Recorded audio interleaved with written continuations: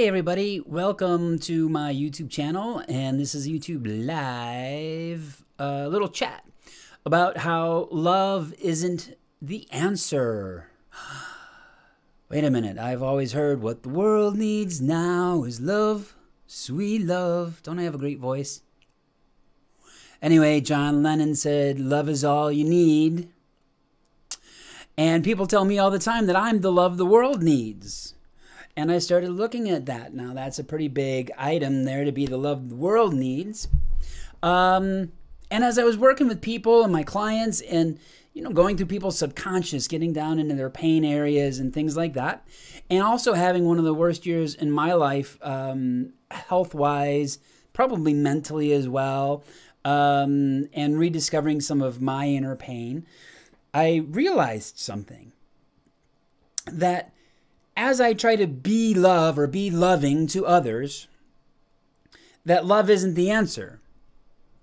And we talk about love. If we could just love one another, love, not war, love, not guns, whatever you want to say, love, love, love. As in, love is the answer. This thing called love is the answer to all our problems in the world, right? Sounds simple. We sing about it. We feel good about it. We say, yeah, if we love each other. Well, here's the thing. Most people in the world don't really even know what love is. Most people associate love romantically.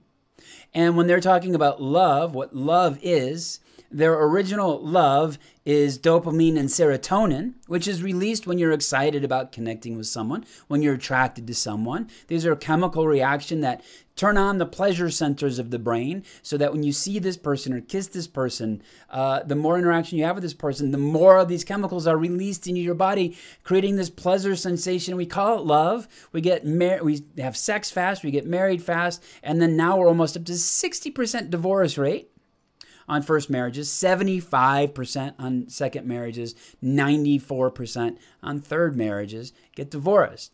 But wait, if we have this thing called love, why are we getting divorced? And then how can we love the world? Well, you know what? We look in the world and there's a whole bunch of things that people have really strong opinions on. Most of them they have an emotional connection to. So how do you love that enough to change it? How do you love that enough, something that you're so emotionally tied to, when there is no dopamine or serotonin running through you, where you feel more anger and you don't even know why you're angry, or maybe you do know why you're angry. By the way, anger is very healthy as an emotion. I've talked about that in other talks. For me, it means that if I'm angry, a boundary has been crossed for me, and I either have to reinforce the boundary, maybe I've never stated the boundary, maybe I've discovered a new boundary that I have to state so that people know the rules.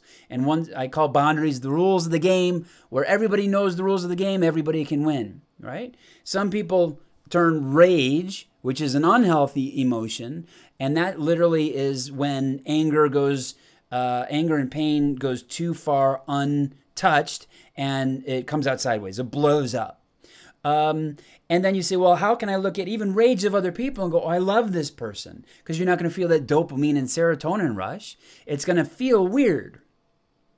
And I'm not saying anything strange on this, right? It's hard if you see somebody raging to just, what you need is a big hug. They don't need a big hug, I'll tell you. They don't. There's something much deeper in there that a hug is never going to do. Now, well, what is there then if there's not love, Aubrey? If there's not love, if we can't love each other, if we can't love the world, well, what do we have to do? So what I'm going to tell you is this. Love is not the answer right now. Love isn't step one. And as I've been going through my own pain and some of the other things that come up and reflecting on other experiences in my life and then going through people's subconscious as a hypnotherapist and then working with people in coaching and in big transformational settings and in talks and in seminars and things like that, that people are in pain. Now, most of the time when you go from relationship to relationship, people bring what they call baggage, right? Well, baggage isn't the good stuff. Baggage is pain. And I'm going to probably jump around in there because I got a lot on my mind, but it's okay. You'll follow me, right? Grab some popcorn. It's fun. Anyway, or scotch. That's where I'm headed after this. Downstairs, pour myself a little scotch. Anyway, so Where was I? Oh, yeah. So baggage, right? That's the stuff that we bring. That's the bad stuff. And if you've ever been on an online dating site, I've never been, or might not be now, and you see somebody saying, well, I know what I want in life. I want this, and this, because I'm confident. No, you're not. You're hurt. That's a laundry list of stuff that you want so you don't get hurt. Plain and simple. Because what people really want to be is loved. And if somebody's really on a dating site, they say, listen, these are the things I want. I want kindness, I want respect, I want to be loved. That's it. And I'm smart enough to know, at least now, because there's times when I let my guard down and I give in, but I'm smart enough to know that if you're not being respectful and kind to me, that I'm not going to be with you. Right? I don't need to prevent myself from getting hurt by saying, well, this is what I'm looking for. The shopping list is, if everything is perfect, I won't get hurt. Now, when I'm in a group of people and I'm on a stage and I go, how many people want to feel pain? How many people think how many people do you think raise their hand? 0. Nobody wants to be in pain. In fact, it's our ego's job to keep us from feeling pain. It's one of the reasons that people don't take accountability or responsibility, because they want to make it somebody else's fault. Because if they're at fault, especially if they hurt somebody else. How many times have you been in an argument? Maybe you made a joke and your partner got upset about it. And you're talking to the partner and you're trying to say, hey, listen, it was a joke. I don't know why and you're explaining yourself. What you're doing isn't validating the pain that you put the person in. What you're doing is trying to explain away that it's your fault that the person's hurt to begin with. They're the one that took it the wrong way. You were just joking, because then there's no accountability or responsibility on your part. But the person still feels pain. And instead of acknowledging it and you saying, hey, you know what, I see what I said really hurt you and I'm sorry. And I won't joke around with you that way again. Is there anything you need from me right now? How can I make it up to you? That's acknowledging the person's pain. That's a very hard thing to do. Our ego doesn't want to let us do that. Our ego wants to explain it away. It's the same thing in little stuff like if you said you were going to be at a meeting at 10 o'clock and you get there at 10:15. Oh, you know how the traffic is. It was really backed up. What you're trying to do is explain why you weren't your word, right? Because you weren't your word. And the ego doesn't want you not to be your word. The ego doesn't want to take that responsibility. It's the traffic's fault. So we explain it as an, oh, you know. And you're hoping that the other person goes, oh, okay. You're hoping that your partner says, okay, it was just a joke. But guess what? They're still hurt. They haven't been validated. Now, that pain will slowly continue to seep in if they don't say, hey, listen, I'm still hurt by this. Or they'll just remember it, and a couple years go by and they'll bring it up again over and over and over again. And by the way, if you have something that you're bringing up in a relationship over and over again, it's because that pain hasn't been resolved. Just so you know. It's not that people keep track of when you do things wrong or right. It's that hasn't been resolved. The pain hasn't been resolved for whatever that issue is that you're bringing up a few months later or a few years later. So we, as people, are in pain. We carry baggage from person to person. We're in pain because we want certain things in the world that we don't have. We want to see certain things happen in this world that aren't happening. No matter what side of the political spectrum you're on. You're fighting against people that want other things. There's nobody meeting in the middle. And there's this collective pain we live in. And we're actually living out of that pain, and we're creating a context of pain in the world so that the world is exactly how it is that we've created it, all of us. And if you see pain in the world, we've created that. We've created the context so pain can exist in our world to begin with. Nobody else did. We did. That wasn't here when there was no people here. It's not here in the animal kingdom.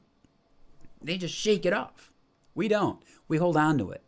And if we don't get that pain out the right way, then we explode. And some people, when they're in a deep amount of pain, some people pick up a bottle. Some people smoke. Some people overeat. Some people pick up a needle. Some people pick up a gun and kill themselves. Some people cut themselves. Some people pick up a gun and kill others. Some people beat their kids or beat their wife. Some people rape other people. Some people knock out windows at Mandalay Bay and fire into a crowd. Now you're saying, oh, well, blah, blah, blah, blah, blah. That's that person. No, that person was in pain. And I'm not saying that that there's an excuse for that. What I'm saying is if that pain was able to be relieved earlier than that event, those events won't happen. So love isn't really first. Healing is first. Love comes because here's the thing. I met somebody and I love that person, and that person used to tell me that when I would love them or want to do something for them, they were literally worried that I was going to cut them up into little pieces and bury them in the woods. And I would assure them, because I lived in Florida at the time, I would assure them that I would not do that because there are no woods in Florida. I'd bury them in the Everglades. That didn't go over well. But what I'm saying is the amount of love I had for this person, the person couldn't even accept because of their own pain. It felt scary to them. And many times, how many times have you heard a friend say, you have a lot of people that care about you, and they go, nobody cares about me. Well, of course people care about them. They can't even receive the love.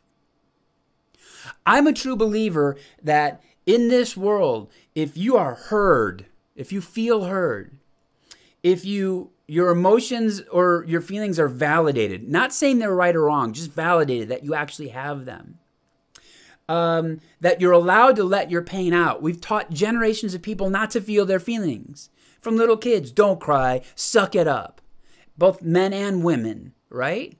We don't even allow the expression of feelings. Sometimes when people lose somebody, then their friends will tell them, you know what, it's been 2 years, get over it. Get over it? There's no time frame in grieving. But these are the things we tell people. Because other people's pain, guess what? Makes us feel uncomfortable. That's the reason that we say, don't cry, it's okay. You know what we're saying is, your crying makes me uncomfortable. It also says, I don't know how to fix this, so I'm just going to try to have you stop crying. But it's not your job to fix anything. The best way to be with somebody who's crying in that moment is to put your arm around them and say, hey, go ahead and cry. And what do you need? Some people just need to cry. That's why they say a good cry. Some people do anger work. I do anger work. When I'm built up in my frustration and I'm not letting myself get out, and this was very hard for me to do the first time. I was taught this, to scream in a pillow. And sometimes I scream a lot and then I'll start crying. I don't even know what I'm crying about. But it's all that pain getting relieved in a healthy way. Because it builds up. Which is why if you're having a hard time and your friend keeps calling you, and you keep talking to your friend about your pain, that's a good thing. And your friends should be just listening, not trying to fix it. Not trying to go, oh, this again, this is getting old. It's about letting that pain out so there's a space for love to even be. Because when people are in that much pain, there is no space for love to be. There is no hug that you're going to give somebody that's going to make a difference. There is no amount of serotonin or dopamine being released at all in the person's body. There probably is no joy or happiness in that person. The pain is taking up the space inside the person. So if we really want this country to heal, we need to heal, or the world, we need to heal ourselves. We need to heal our friends before they can even feel love. And once they feel love, this is what I always think is funny. People bring baggage from a relationship, and then like the person that they get involved with, two people get together, they don't want to talk about past relationships. Well, why not? Because when you talk about past relationships and you start talking about what worked and what didn't work, you get a better insight of how to be with each other. Because here's the thing. This is the way most people do relationships, and this is in my relationship workshop, so I'll give you a little piece of it. But let's say that I'm with a girl, and she really loves my sarcastic jokes, but hates it when I put my arms around her in the kitchen. All right? And then we break up for whatever reason. And then the next person I'm with, she hates my sarcastic jokes, but loves when I put my arms around her in the kitchen, right? Well, I'm just doing what I thought worked from the last one to the next one because we're all just wandering around wondering what people want. We never even sit down and talk about it. Then that person, I break up the third person, I have no idea what they want. Should I be sarcastic? Should I put my arms around her? I don't know. How do you know? It's really simple. You go, hey, honey, what do you like? In the past, this worked for some and this worked for some. What do you like? I've had relationships where people love my sarcastic humor. My last relationship, we promised not to be sarcastic with each other because it meant a lot to that person. And I changed the way that I was, because not only do you have to understand love, but how to love me. And I had to learn how to love you the way you want to be loved. We don't even take in relationship. We don't even take that in consideration. We're literally having a blindfold on and throwing darts and hoping we're hitting the board. And that's a discussion for a whole nother time. But in order for us to love, in order for me to have that person that I loved feel like I'm not going to chop them up and bury them in the woods or the Everglades, we had to heal that part of her inside that was hurt so much that she couldn't even believe that she could be loved like that. Do you see what I'm saying? She couldn't even accept it until we healed that part, until she felt like she deserved it. A lot of us, if you give people love, we have our own self-limiting conversation on ourselves. And guess what? We don't feel like we deserve love. I'm not deserving of this. You ever have somebody help you out and offer you something? You go, oh, I can't take that. What we're saying is, what you're offering, I don't trust what you're offering me. I don't deserve that. We don't even feel deserving of support from each other. How are we supposed to accept love? The love beyond the dopamine and serotonin, the deep connection with somebody, that intimacy, into me you see, right? Intimacy that you can share with someone, that you can bring people together. Let them cry. Let them open up their baggage and let it all out, right? Wouldn't that be better than taking it from one relationship to another, to another, to another? Because guess what? The people that do that find themselves in the same relationships, don't they? Same kind of relationships. If their friends see it, they don't. So right now we're screaming to the world, love is the answer. Love is what we need. Love, love, love, love. The world doesn't know how to accept love. And that's in the best case scenario. Not in the scenario where maybe they were raised in a household of hate. Maybe they were beaten. Maybe the way that they were told that they were loved is the days they didn't get hit. Right? And then you walk into a person that had a very loving, quote unquote, loving family. Those two people are going to have a lot to figure out. Parents parent the way their parents parented. Okay? We pass along this from generation to generation. And if you're a generation, if there was generations 3 generations ago of racists and nothing's changed, they haven't had a new experience in the world, they're going to raise racists that are going to already be filled with pain because they feel that somebody else shouldn't have what they have. And it's going to anger them. And they don't have an outlet for the anger, so it turns to hate. Or they don't have an understanding. And when the brain doesn't understand something, it gets scared. And usually when we get scared, we get in survival mode. And survival mode, you want to survive. And you want whatever else you're in survival mode with not to survive. So you feel better. And we're seeing a continuous struggle on this. People do horrible things to their kids. People do horrible things to each other. And then even the good parents, we say, oh, well, you know what? In this situation, blah, blah, blah, blah, blah. But guess what? Uh-oh, I lost you there. Hold on, here I am. Sorry. But guess what? We're passing along our pain to our kids. And then the kids are growing up with pain. And here's the thing about growing up. We start with a book with empty pages that we're supposed to write our own story in. But first our parents write in it, tell them their story of pain and hurt. Then we go out in the world and our peers tell us the story. Then our teachers tell us the story. And for God forbid, if we're different from the story they're telling us, that's going to be even more painful. The pain I lived in being transgendered for the first 30 years of my life. Unbearable. Suicidal.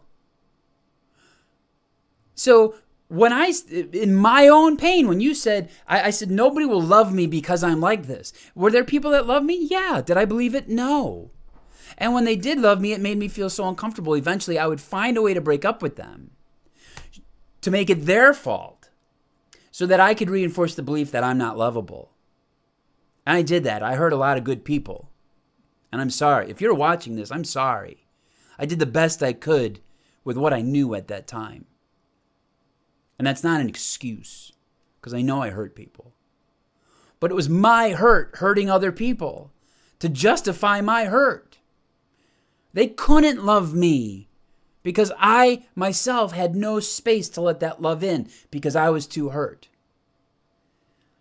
Now, did I tell people about me being transgendered? No. So there was no way to help me heal. Now, totally different story. I'm wide open with it. Ask me any question. Nothing's off limits. Feel good about myself. I'm proud of myself.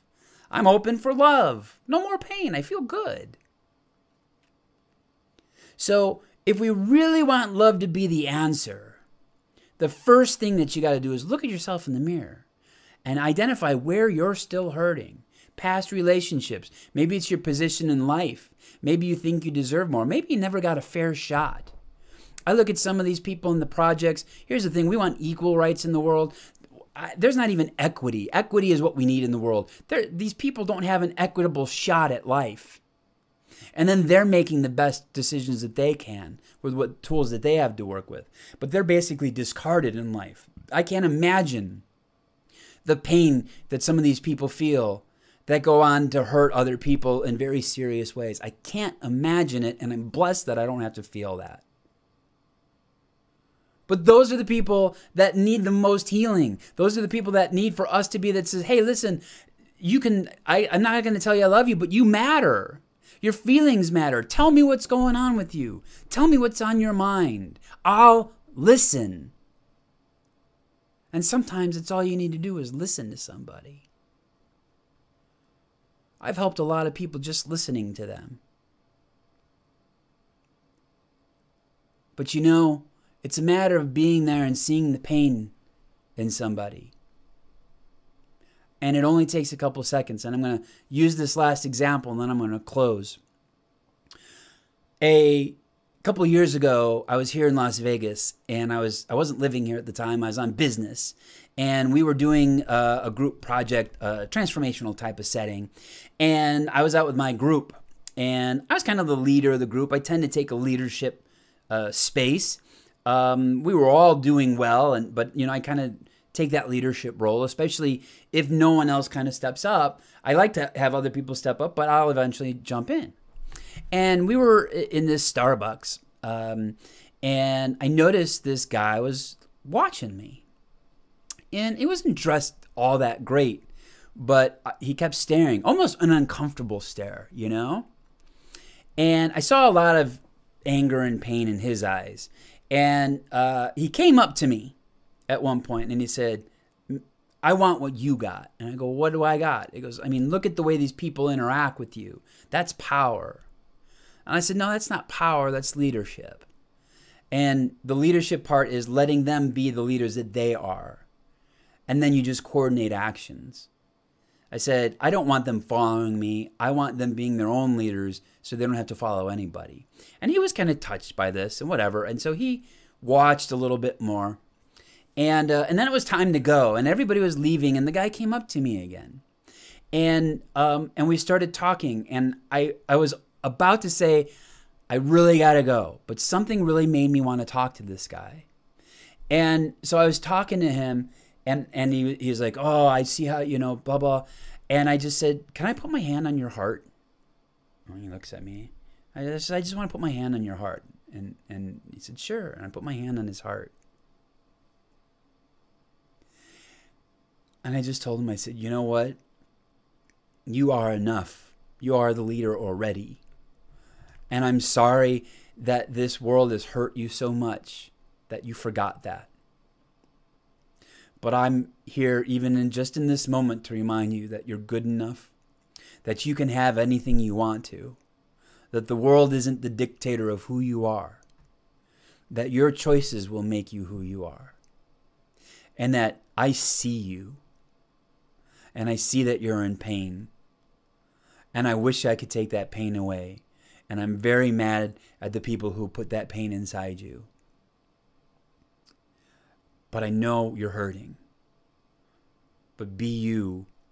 I see the good in you. And he started crying. And then he leaned in and he told me, I was going to kill somebody tonight. And then I saw you. I keep thinking to myself, what would have happened if I just blew this person off and said, hey, I can't talk. I got to go. I got to go. And it was nothing profound for me. It was just acknowledging somebody and letting them know, I know you're in pain. And I'm, for all it's worth, you don't know me worth anything, but I'm sorry for what happened to you that caused this pain. And I wish I could take it away, but I can't. And in that moment, that man made another choice. And in that moment, somebody else's life got saved. And that's what I'm talking about healing. Because if I just gave him a hug, it wouldn't have mattered. If I gave him a hug and left, nothing would have changed. And then I asked, could I hug you? And he said yes. And I gave him a hug, and he actually snuggled kind of his head in. And I wondered how long it had been since somebody just showed him any kindness at all. Folks, love is the answer. It is the answer to all our problems. But there's a few steps we got to get through before we get there. Healing is the first part. Because if you walk up to people right now and say, I love you, they're going to look at you with a big, weird look on their face. And they're going to reject it. Most people will. So let's start to heal. Let's start with ourselves. And then let's start with our friends. And then our friends' friends. Let's give people permission to cry. Give people permission to scream. Give people permission to beat up on a pillow. Give people permission to say whatever it is they need to say. I don't care if they need one talk or a million talks. Just give them the outlet to relieve the pain from building up so much that they do something. They pick up a bottle to numb the pain. They pick up a needle to numb the pain. They eat to numb the pain. They kill themselves because of the pain. They kill somebody else because of the pain. Because in those moments when they're that much in pain, I promise you, as I was, I couldn't feel that love, nor could I feel wanted or needed. The only thing that I felt was pain, and I wanted to get rid of it right away. Which is why, before I came out, I was suicidal. And I slept many nights with a gun in my hand, praying for the strength to pull the trigger. Because that would have been the end of the pain. And I had people love me during that time, and I didn't believe it. So, thank you for listening. Love is the answer. We have to heal first. Thanks for watching. As always, I'm going to put up my contact information here. If you have any questions, post them in the comments. Please subscribe to this channel. That would be great. Share the video. Because the more people that we get to out there, the more the world shifts, the more the consciousness of the world shifts. And when we shift and the consciousness of the world shifts, the context shifts with it. And right now we're in that context of pain. The next step is to move in the context of healing. The next step is to move in the context of being healed. And then the next context is to be of love. So share with each other. And I hope this touched you. And if you need me, this is the way to get in touch with me. My website is aubreyhaase.com. There's a way to contact me there. You can also email me at aubreyhaase@aubreyhaase.com. My Facebook page is facebook.com/AubreyPHaase. You're getting, there's like a theme here. Twitter is at Aubrey Haase, shocking. The YouTube channel you're watching right now, youtube.com/c/Aubrey Haase. Go ahead and subscribe. And if you need me, I'll be there. And it's my goal to be there for everybody, not just the people that can afford me. And I don't know how that's going to look. I just know that people need me. And I want to be there to help people because I've got a lot of knowledge on the subject.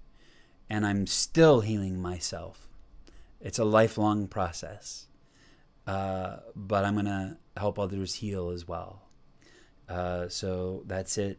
Thank you for your time. As always, like the video, share the video, subscribe, and more importantly, take care of yourself and your friends, and let's heal. And once we heal, Let's give love. Thanks.